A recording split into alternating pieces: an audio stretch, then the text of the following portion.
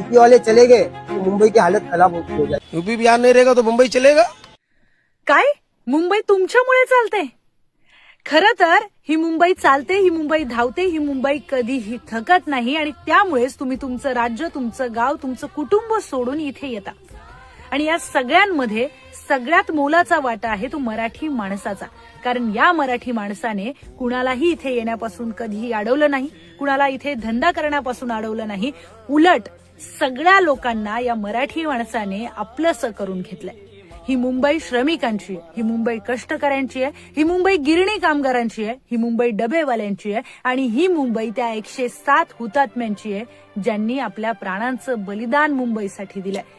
त्यामुळे जर तुम्ही अशा आविर्भावामध्ये असाल की तुमच्यामुळे मुंबई चालते, तर तुम्ही इतक्या प्रतिभावान लोकांनी आपापल्या राज्यात जावं आणि आपापल्या राज्यांना इतकं प्रगत करावं की देशासमोर एक नमुना तुम्ही ठेवावा की इतकी प्रतिभावान लोक ज्या ज्या शहरात जातील ते शहर अगदी मुंबई सारखं प्रगती करेल.